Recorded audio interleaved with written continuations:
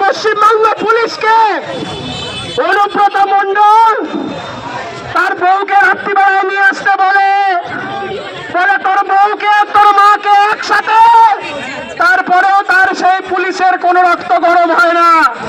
কিন্তু পুলিশের রক্ত গরম হয় ভারতীয় জনতা পার্টিকে দেখলে।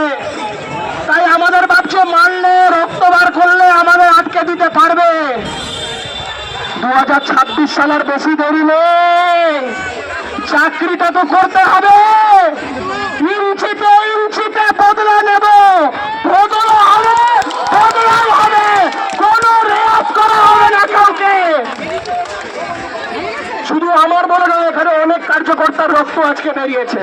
প্রত্যেকটা রক্তের বিন্দু বিন্দুর প্রতিশোধ আমরা নেব। আমাদের সভাপতি মনোজ ব্যানার্জি রক্তক্ষয় হয়েছে, আজকে রক্তপাত হয়েছে পুলিশের কারণে। আমি আপনাদের বলে দিয়ে যাই, আমাদের আজকের এই কর্মসূচি সাউথ ক্যালকাটা ল কলেজে ধর্ষণ কাণ্ডকে কেন্দ্র করে। পুলিশ আমাদের কেন আটকাতে চাইছে? আমরা একটা শান্তিপূর্ণ বিক্ষোভ কর্মসূচি করেছি। আসলে সাউথ ক্যালকাটা ল কলেজ নিয়ে তৃণমূল কংগ্রেস মারাত্মক বিপাকী। ওরা প্রথম থেকে ঘটনাটাকে ঘেঁটে দিতে চেয়েছিল। এই ঘটনাটা অ্যাকচুয়ালি কি দাঁড়াচ্ছে জানেন? ধর্ষণ করলো তৃণমূল, তৃণমূল করতে গিয়ে ধর্ষিত হলো তৃণমূল, আর ন্যায় বিচারের আন্দোলনও করবে নাকি তৃণমূল। এর থেকে বড় মানুষকে ভাওতা দেওয়ার কাজ অতীতে কোনোদিন হয়েছে বলে আমি মনে করি।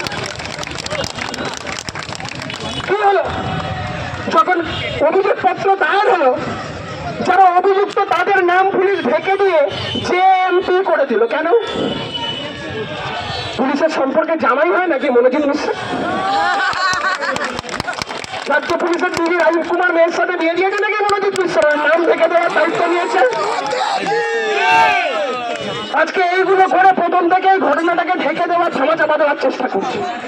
আমি গতকালকে একটি সংবাদ মাধ্যমে বলেছি, এই যে নির্যাতিতার আইনজীবী বলে যাকে দেখা যাচ্ছে অরিন্দম কাঞ্জিলাল, সম্পূর্ণভাবে এই ঘটনাটাকে ধামাচাপা দেওয়ার জন্য তৃণমূলী অরিন্দম কাঞ্জিলালকে নির্যাতিতার আইনজীবী হিসাবে প্রজেক্ট করছে।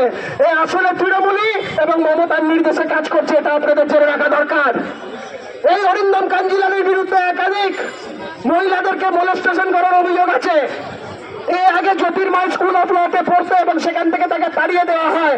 খোঁজ নিয়ে দেখুন কেন তাড়িয়ে দেওয়া হয়েছিল, কেন সে পরবর্তীকালে শ্যামবাজার ল কলেজে অ্যাডমিশন নিয়েছে, এই প্রশ্নগুলো আমরা করেছি। কে অরিন্দম কাঞ্জিলাল?